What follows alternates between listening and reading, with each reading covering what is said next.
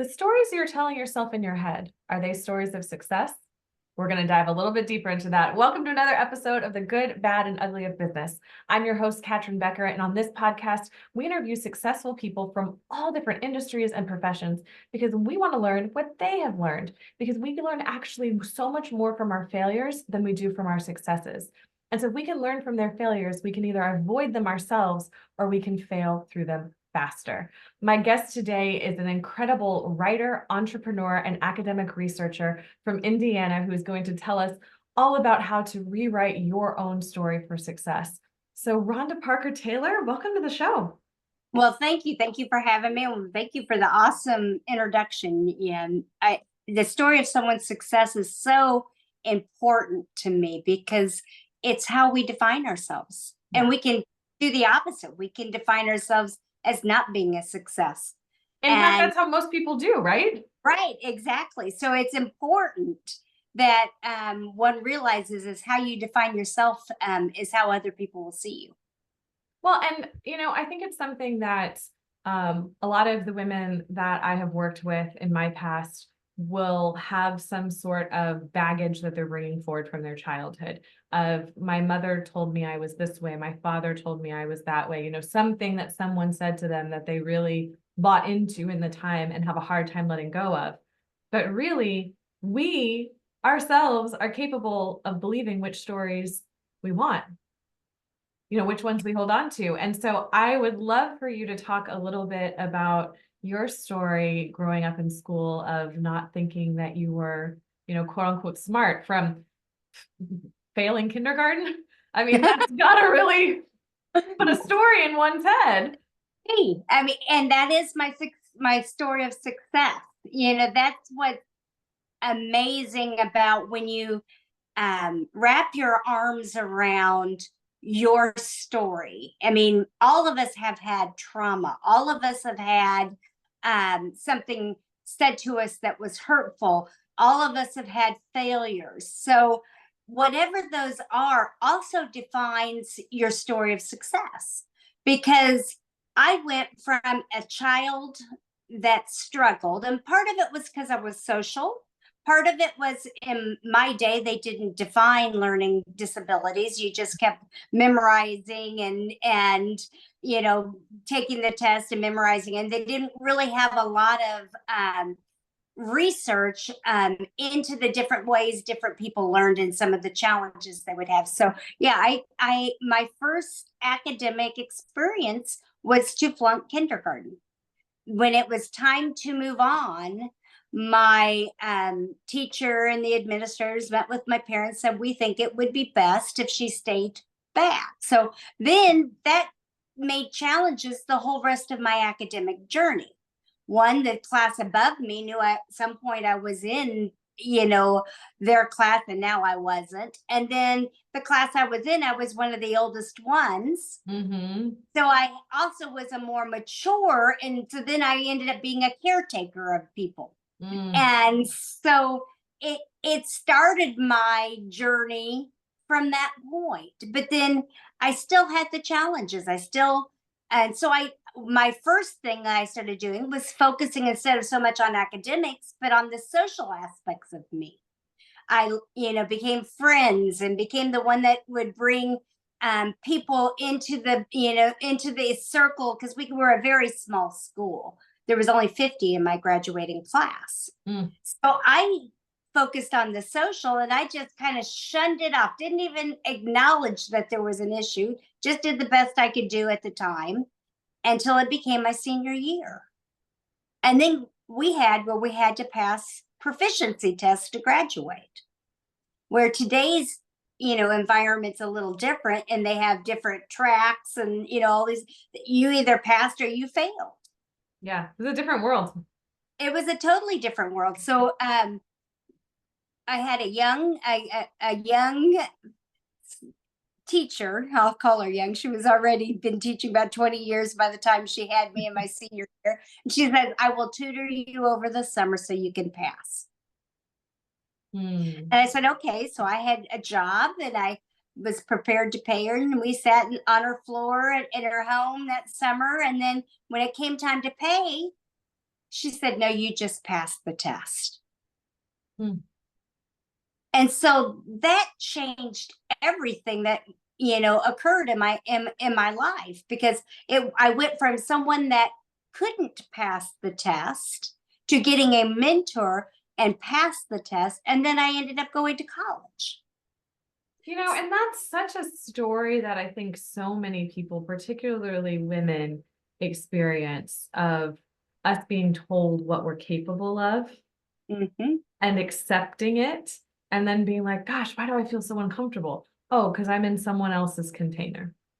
Exactly. So for me, I thought I had to stay in the social realm. I had to stay in the fashion. I had to stay in the pageant world. I had to base it on the outward part of me rather than the inner ability to thrive. Mm. So, had I not had that first experience that changed my journey, my journey may have been totally different. So everything we do in our lives really affects our story of success. And we're the ones that define it, because once I realized, oh, wait a minute, I can go to college. Well, so I went to college for fashion at first, because I thought, okay, I know that I can function here again. I'm fearful of stepping out of that bubble and being vulnerable and saying, I can be a businesswoman, I can be a congressman, but in my dreams, that's what I was. When I would sit down in my private time, I would think, oh, I could go to Washington, or I could be, own my own business. And I never thought that it would happen for me. I thought I had to follow another model. And I did, and that wasn't the case for me. I got to school and found out I could get A's. Hmm.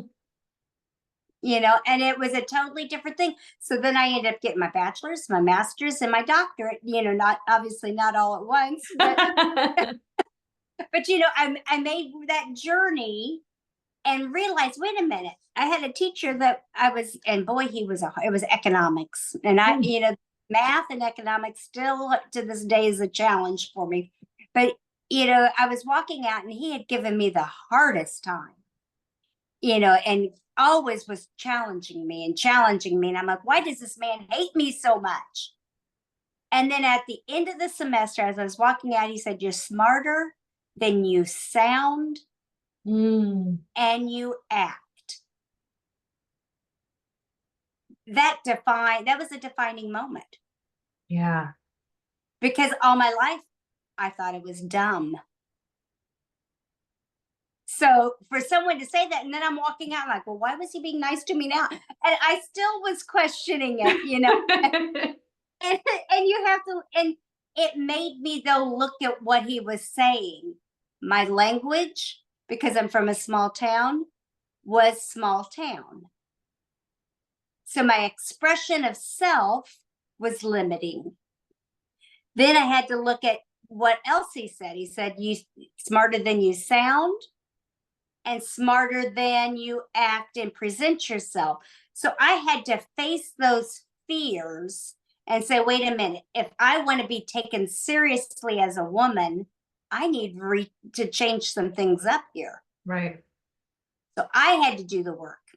Well, and what's so beautiful about that is that we're able to make a choice and a change at any time, at any point. It's never that, oh, I've been this way so long, I can't change, and saying I came from a small town, this is how I talk, and there's nothing I can do about it. But yes, you can. And you can become the person that you imagine yourself to be. Yeah. So my definition of self and why I enjoy what I do for a living had to evolve to realize, wait a minute, you can be who you want to be and how you want to be. It's all your definition within yourself. Be prepared, practice positivity, and stay disciplined to who you want to be. And a lot of times people say, well, you're always the luckiest person I've ever seen. But that's not really the model that I've experienced in life. Actually, to me, luck is taking preparation and opportunity and bringing them together. Right. Right. And then you find the lessons learned along the way, because boy, trial and error will teach you a few things too, won't it? Yes, I am definitely a person, for better or for worse, that's trial and error is my preferred way of learning. It's a game of uncle with life. You remember that game you played when you were a kid, and you grabbed each other's hands and you entwined them, and then you try to act like you're busting each other's knuckles, and then whoever says uncle first, you let go, and you don't hurt each other. Well, that's what life can be, especially if you're strong-headed and strong mind, because you do. It's a lesson of finding the lessons through the trial and error. So you went into academics after going through fashion, having these life learnings. Was there some piece of you that went into academics as a way to give back to those teachers that had mentored you and believed in you? I think it was twofold. Yes, it was a definite yes for that. And I wanted to show others that they could do it and that they were worth it. And all of those things, all those wonderful things that you think of teachers with passion. But I also think I wanted to prove to myself I could do it. I could be one of those people. I not only could give to them, but hey, guess what? I'm not dumb. That was my story of success for that season, right? Because here I went from failing kindergarten to now I have a doctorate in business. And where was the disconnect? The disconnect was me learning the value of me. So for me to become, first I started as a professor. That was for me to teach others and learn and be able to say, see, I did it. And then I said, you know what? There was an opportunity. I'd been working and I was getting my doctorate, and there was an opportunity at a community college. And they came to me and they said, you know that this position is going to open to run the campus, and we think you'd be a really good candidate. Mm. And it was one that was their model student was ones that struggled. So it was, but they had the medical, like the medical assisting, they had IT, business, so they had all the primary degree programs, but it allowed, as long as they had a high school diploma or equivalently, they didn't have all the rigor to get in. Mm. And I thought about it and I applied, and then I became the campus director for that college. And it was the most rewarding thing that I could have done for myself, because it was the giving back. It was no longer about my ego and who I was. And it shifted then to, hey, these people need to believe in themselves. These young students that are being modeled, and maybe life has told them at different points that they weren't going to be able to be successful, and I can help them navigate the same way that I did.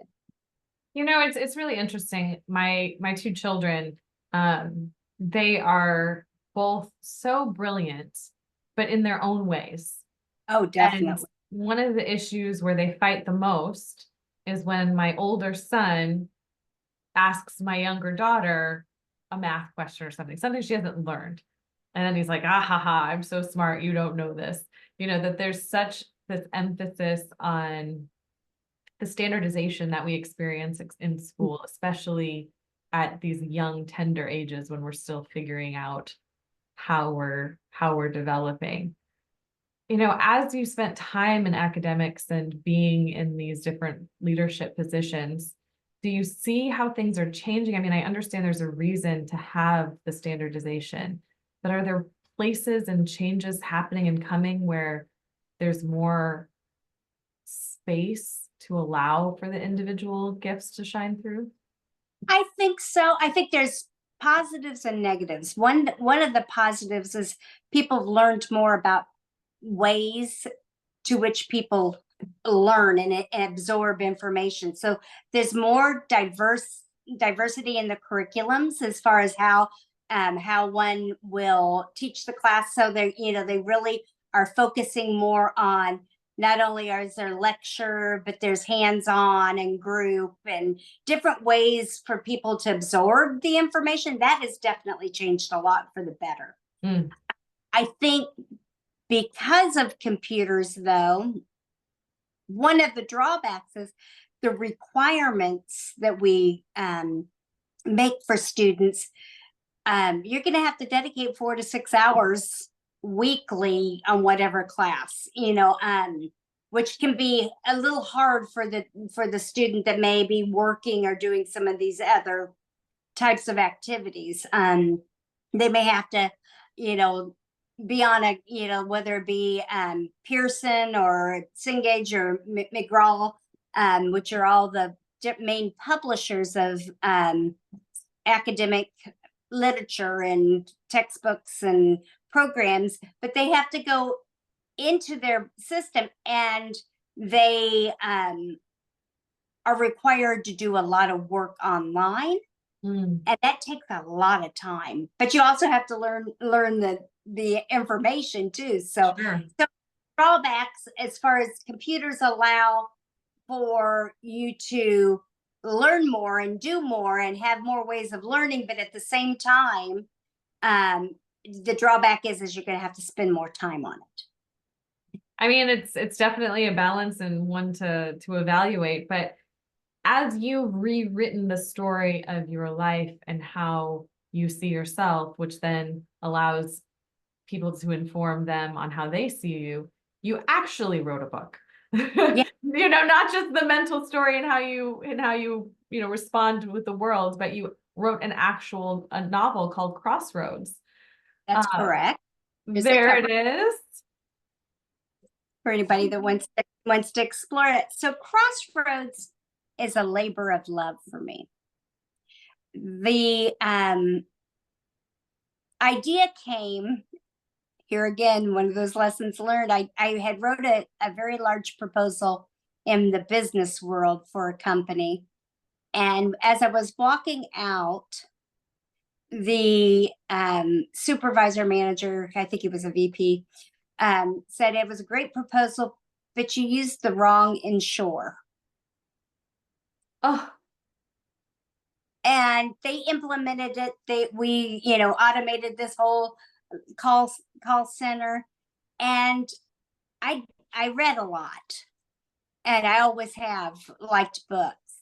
And I'd always said I wanted to write a story. And right then and there, crystallized the fact that I needed to write a bestseller.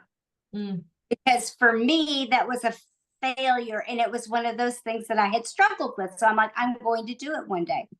And so ideas would continually go through my head. And then I was working on a project in the community that would oversee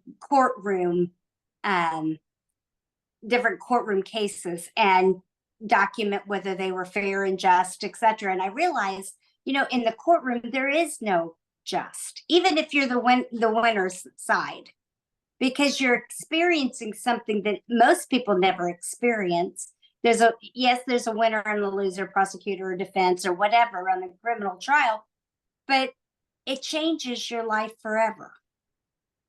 And so I knew I had the basis for Crossroads, and it's a novel based out of Indianapolis. I know the area well since I'm there.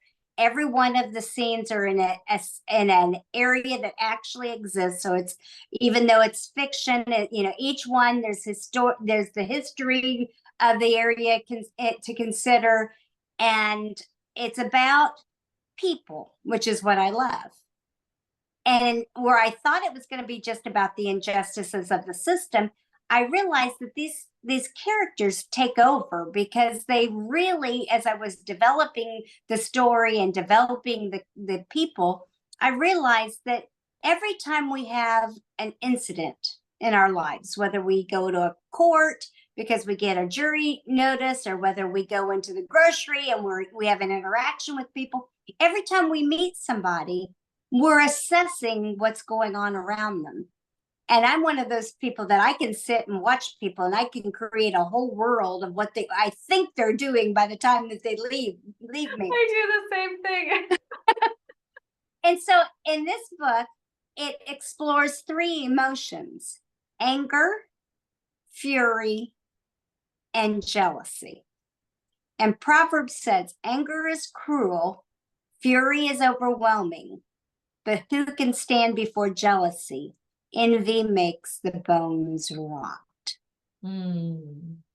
And if you think of our lives, anytime we're dissatisfied or things aren't going right, typically those three emotions arise, and they cause crimes all the time, which obviously it's a crime novel. But if we allow them to take over our lives, we end up not living the life we're destined to. And that's what Crossroads is all about. Each person, as they're in that jury and they're navigating the death of this 15-year-old girl, is evaluating how this is impacting their lives. Meanwhile, things start happening to the people in the jury, and the police have to figure out why. And Sounds riveting. so, and that's what Merrill Hemingway said, and J.J. Hibbert from Mindster Media. Why they picked up the book, because they said, so many times we're navigating our lives and we're just simply not paying attention. That causes all kinds of problems for us all the time. It doesn't matter if it's our relationships, our work life, our private life. So if we're going around comparing ourselves, we're robbing ourselves from genuinely being happy and having joy. Mm-hmm. So that it became not only a captivating novel for me to write, but it also became kind of a model for me to be able to talk to others. And hopefully as people read fiction, that they're like, oh, I can apply this to my own life too. Well, what am I need to change? Because when Merrill Hemingway read it, and then she released a video on YouTube why she picked it for her book club. At the end, she realized that even herself, she had to rethink, where her loyalties lied. Why was she, what needed to be changed? And she said, even chocolate has an expiration date. And how many of us like chocolate? And Definitely. sometimes we have to make changes to be able to be happy and have joy, and in Paris' case, prevent herself from dying.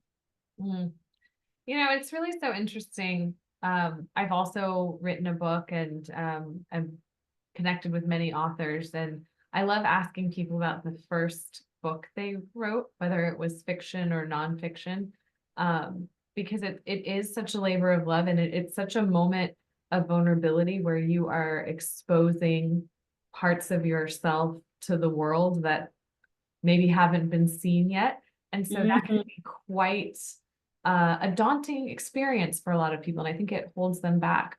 What sort of lessons did you learn as you were going through and writing Crossroads? Well, the first was start and finish. Do not stop. I have kind of something that I tell people that are writing their first novel, or any novel, even if it's their second or third: 1 page a day, and it's done in a year. Discipline, 1 page a day. You can do 3 pages, you can do 5 pages, you can do more than that, but get 1 page a day out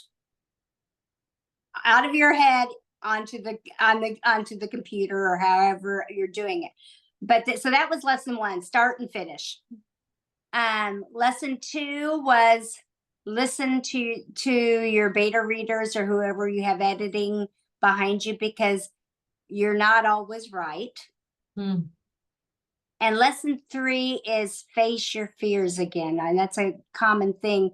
I wrote Crossroads, and it sat.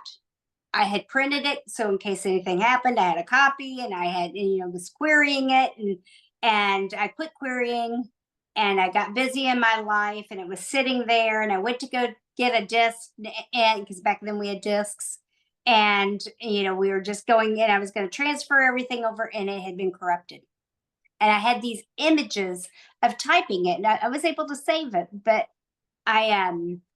I was talking to my sister about the story, and she said, so why haven't you done anything yet? What's stopping you? And I said, I don't know. I've got this going and this going and this going. She says, no. She says, you're afraid to be vulnerable. Mm. And I think that all of us, when we have a passion, we have to start thinking of why aren't we following, whether it be flowers or cooking or coffee or writing or whatever our passion is. We hold ourselves back from our own success out of fear. Yeah. They won't be successful, so make a game plan. And from that day on, because I didn't want to believe that it was good, I didn't want to be vulnerable. I had to write the game plan. How am I going to get it published? And I was like, okay, do I want to do the traditional route? Pick out the alternatives. Did I want to do self-published? Did I want to do a blended mix where you have someone else help you put it together? And I made my choice and I went with it. And it worked. But when you stay disciplined to that passion and you get a coach, and that's what I did. I went with a blended matrix of it, where the book was edited and it was a publisher, but they also helped me with the marketing, because I still had my own business that I had to run. Did I have time to learn about barcodes, and it needs to be on Ngram Sparks, and oh my goodness, it won't upload? Because I talked to people and they said, well, this is my experience when I self-published. You're going to spend X number of time for this, X number of time for this. And I'm like, ooh, too much time. I'm not going to be able to do that. So it has to be traditional, or it has to be a matrix. And then I'm like, oh, traditional takes 3 years. And I had a person back out after 2 years when I did it that way. So then it was like, okay, we're going to do this blended matrix. Mm. Well, I'm glad you were able to figure out what was the best plan for you and best method, because it's lovely that there's so many options and you were open to exploring and finding what was the best one for you. Right. So how are you serving people now in today's capacity? Well, I still do my consulting. I consult for academics, like what I do there is people that are doing their dissertations or their capstone projects. So that's still something that I do at the academic level. I did back off of teaching so much because I'd had a personal incident happen at that same age group, and I don't mind sharing it with people, because I think that life always hits, and sometimes people can use that as an excuse of not being their success or their authentic self. But what I learned from this incident, and I don't take it lightly, is life is about redefining who you are at all moments and stages of your life, because sometimes things happen, and you have to learn that when you have these things happen, that you may not be able to function the same way. Right. So some people fight with depression, or some people might fight with anxiety, or they might fight with the death of a loved one. Well, I had a death of a adopted son that was the same age group as the college group, and that changed my whole world. And I was like, how can I daily work with the same age group, Sure, and still be able to be successful with them? And I realized that I had to change my model of what I did. So I'm like, okay, people don't know how to navigate their careers. They don't know how to navigate the academic process. I want to step back, let somebody else be the one that's there daily, in the lives, and teaching the core knowledge. And I want to teach them how to survive what life gives them. And that may mean that while you're in school, you may have something come up. It could be an illness. It could be a loved one that passes, or someone that's sick that you have to care for. And how do you still start and finish? When you're in a novel, how do you start and finish when all of a sudden your child has 104 fever and you don't know how to get it broken? How do you start and finish your story of success? So I've navigated from the daily aspects of teaching the knowledge to teaching being successful, looking at someone's dissertation and saying, okay, for you to be successful and complete this, this is what you need to do to be accepted in the scholarly academic community. And if someone's trying to change a job, this is what skills you need to do. Let's identify the skills you need to have to be able to change from customer service to, the medical community, whatever it might be that's in their dreams. And so I've navigated to doing that kind of consulting rather than being the day-to-day knowledge share. I love that. So how can someone who wants to work with you, how can they reach out? Well, I try to make it very easy. My name's Rhonda Parker Taylor. So my website's rhondaparkertaylor.com. And all my social medias, I'm on Facebook, Twitter, Instagram, LinkedIn. What Those other are kind of the big ones, and whatever new one they come out with next week, right? Pinterest, which I love, but I can't seem to keep mine going. So yeah, just reach out, and I'll be glad to work with you and get you your story of success exactly where it needs to be. Oh, I love that so much. Thank you so much for being on and sharing this. I think it's such a great way to reframe that we're all writing a story, and we can either be the one in control holding the pen, or we can let someone else write our story for us. Exactly. And if you have the idea of wanting to write a book, write it, Crossroads and your novel, we all have a story within us, and just sit down and do it 1 page a day. Yeah, just get it out and figure out the how later. Yes, that's exactly right. Well, thank you again so much. I appreciate your time and all of your experience and knowledge. Thank you. And thank you for having me. And everybody have a blessed day.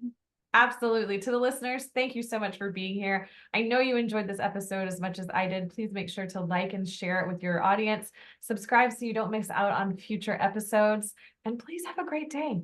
Until next time.